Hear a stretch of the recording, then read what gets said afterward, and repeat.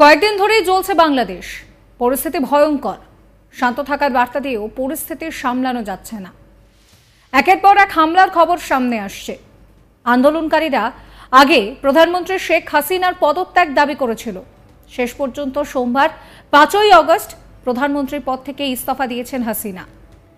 আর তারপর থেকেই যেন পুরোপুরি বদলে গিয়েছে বাংলাদেশের পরিস্থিতি। পদত্যাগ করেই দেশ ছাড়ার সিদ্ধান্ত নেন তিনি। 15 বছরের অধিকারে ইতি টানলেন। তারপরও পরিস্থিতি শান্ত হয়নি, বরং আরো উত্তপ্ত হয়েছে। হাসিনা দেশ ছাড়তেই বাংলাদেশ জুড়ে আন্দোলনকারীরা তারা উল্লাসে মেতেছে। বাংলাদেশের প্রধানমন্ত্রীর বাসভবন, গণভবন তো বটেই, দেশের সংসদ ভবন, প্রধান বিচারপতির বাসভবন সহ একাধিক সরকারি প্রতিষ্ঠানে ব্যাপক ভাঙচুর চালানো হয়েছে, লুটপাট চালানো হয়েছে।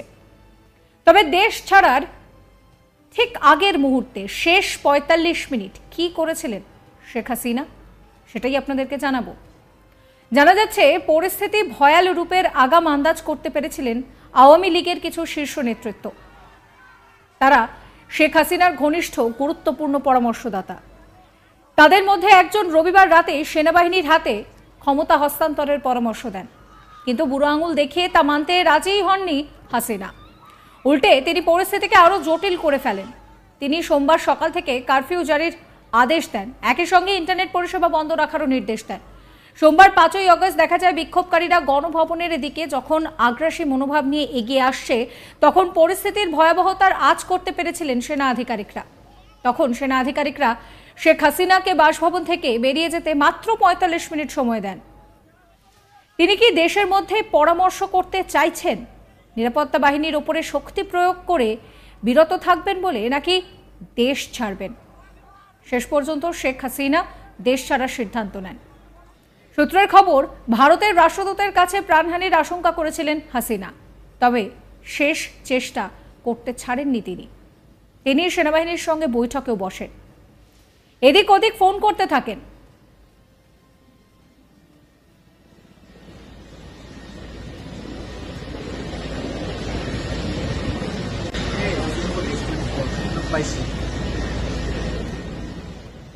বাংলাদেশের সংবাদ মাধ্যম প্রথম আলোর রিপোর্ট অনুসারে হাসিনা সোমবার সকাল 10:30 নাগাদ প্রায় 1 ঘন্টা ধরে আইন প্রয়োগকারী এবং সেনাবাহিনীর শীর্ষ কর্তাদেরকে চাপ দেন, কিন্তু ততক্ষণে পরিস্থিতি অনেকটাই হাতের বাইরে চলে গিয়েছে। গণভবনের আশেপাশের রাস্তায় তখন জনপ্লাবন। এই অবস্থাতেও মরিয়া হাসিনা জনগণের ওপরে বল প্রয়োগ করতে নির্দেশ দেন, কিন্তু কাজটা করবে কে? কারণ ততক্ষণে সেনাবাহিনীর একাংশ জনগণের ওপরে প্রবল বল প্রয়োগ করতে অস্বীকার করে। অন্যদিকে পরিস্থিতি আর ধরাছোঁয়ার মধ্যে ছিল না। আওয়ামী লীগের ছাত্র সংগঠন ছাত্রলীগ পরিস্থিতি সামলানোর বৃথা চেষ্টা করে। সেদিন নিরাপত্তা বাহিনী বিক্ষোভকারীদের বিরুদ্ধে কোনো কাজ করেনি। কারফিউ জারি করেও কোনো লাভ হয়নি। বিক্ষোভকারীরা কোনো কিচ্ছু মানেননি। ঘণ্টাখানেকের মধ্যে ঢাকার রাজপথে লাখো মানুষের জমায়েত হয়ে যায়। শেষের দিকে তিনি অফিসারদের বিরুদ্ধেও ক্ষোভ উগড়ে দেন। তিনি তাদেরকে ডেকে পাঠিয়েছিলেন। সোমবার সকাল 10:30 নাগাদ গণভবনে যান 3 বাহিনীর প্রধানরা এবং পুলিশের মহানির্দেশক। তখন হাসিনা প্রশ্ন করেন যে কেন কঠোর হাতে আন্দোলনকারীদের দমন করা হচ্ছে না। তখন অফিসাররা জানান পরিস্থিতি হাতের বাইরে চলে গিয়েছে। হাসিনা বলেন যে বিশ্বাস করেছিলেন বলেই এইসব অফিসারদের শীর্ষ পদে নিয়োগ করেছিলেন। যখন শেখ হাসিনাকে কিছু বোঝানো সম্ভব হয়নি, তখন প্রশাসনের কয়েকজন শীর্ষ কর্তা তার ছোট বোন শেখ রেহানার সঙ্গে আলাদা করে ঘরে দেখা করেন। শেখ হাসিনার বোন শেখ রেহানাও তাকে বোঝাতে পারেনি। অবশেষে প্রশাসনের এক শীর্ষ আধিকারিক বিদেশে থাকা হাসিনার ছেলে সজীব ওয়াজেদ জয়ের সঙ্গে কথা বলেন। শেষ পর্যন্ত তিনি তার মাকে পদত্যাগ করান। সেনাবাহিনীর হেলিকপ্টারে ওঠার আগে শেখ হাসিনা জাতির উদ্দেশ্যে সম্প্রচারের জন্য বিদায়ী ভাষণ রেকর্ড করতে চেয়েছিলেন, কিন্তু সেনাবাহিনী তাকে সেই সময়টুকুও দেয়নি। কারণ গোয়েন্দারা জানিয়েছিল শাহবাগ এবং উত্তরার দিক থেকে আন্দোলনকারীরা গণভবনের দিকে মিছিল করে এগোচ্ছে। 45 মিনিটের মধ্যে বিশাল জনঢল গণভবনে পৌঁছে যেতে পারে। তাতে পরিস্থিতি আরও উত্তাল হতে পারে। তাই সেনাবাহিনী দেশ ছাড়ার জন্য তৈরি হতে 45 মিনিট সময় শেখ হাসিনাকে বেঁধে দেয়। সেই সময় হাসিনা রাষ্ট্রপতির কাছে পদত্যাগপত্র দিয়ে তার বোন রেহানাকে সঙ্গে নিয়ে সরকারি বাসভবন সংলগ্ন তেজগাঁও বিমান ঘাঁটিতে হেলিপ্যাডে পৌঁছান। হেলিকপ্টার আগরতলায় বিএসএফ এর হেলিপ্যাডে অবতরণ করে।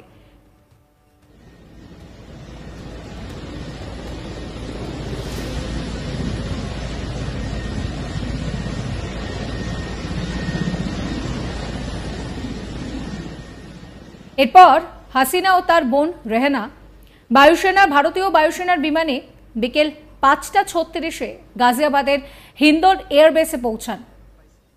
সেখানে শেখ হাসিনাকে স্বাগত জানান ভারতীয় বায়ুসেনার আধিকারিকরা। পরে রাতেই শেখ হাসিনার সঙ্গে দেখা করেন ভারতের মুখ্য নিরাপত্তা উপদেষ্টা অজিত দোভাল। জানা গিয়েছে, হাসিনার বিমান যখন ভারতীয় আকাশসীমায় প্রবেশ করে তখনই নাকি ভারতীয় আকাশে ওড়ে ভারতীয় বায়ুসেনার কয়েকটি যুদ্ধ বিমান। সংবাদ সংস্থা এএনআই জানিয়েছে, সোমবার বিকেলের দিকে বাংলাদেশি C-130 বিমান ভারতীয় আকাশসীমায় ঢোকার পরে ভারতীয় বায়ুসেনার যুদ্ধ বিমান আকাশে ছিল। কিছুক্ষণের জন্য নজর রাখা হয় বাংলাদেশি বিমানের উপর। এএনআই দাবি করেছে, ওই সময় পুরোপুরি তৈরি ছিল ভারতীয় বায়ুসেনা ও ভারতীয় সেনা। ওই সময় যে কোনো প্রতিকূল পরিস্থিতির জন্য পুরোপুরি তারা তৈরি ছিল। সূত্রের খবর, বাংলাদেশের সাম্প্রতিক পরিস্থিতি নিয়ে হাসিনার সঙ্গে কথা হয় অজিত দোভালের। আপাতত কয়েকটা দিন ভারতেই থাকবেন হাসিনা। তিনি লন্ডনে রাজনৈতিক আশ্রয় চাইলেও তাকে গ্রিন সিগন্যাল দেয়নি ব্রিটেন। ভারতে কর্মরত রয়েছেন হাসিনার মেয়ে সাইমা ওয়াজেদ। তিনি বিশ্ব স্বাস্থ্য সংস্থা WHO-এর দক্ষিণ পূর্ব এশিয়ার আঞ্চলিক অধিকর্তা পদে রয়েছেন। তার সঙ্গেও দিল্লিতে দেখা করতে পারেন হাসিনা।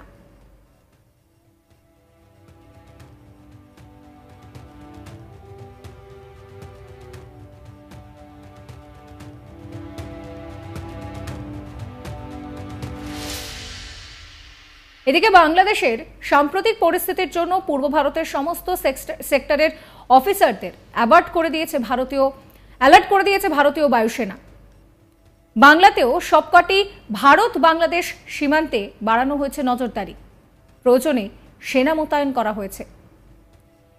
এই মুহূর্তে দাঁড়িয়ে শেখ হাসিনা তিনি কোথায় যাবেন, তিনি কি ভারতে থাকবেন, সেই নিয়ে কিন্তু জল্পনা চলছে। তবে হাসিনার পদত্যাগের পরেও যে বাংলাদেশ শান্ত হয়েছে তা নয়, সেখানে এখনো কিন্তু অশান্তির আঁচ জারি রয়েছে।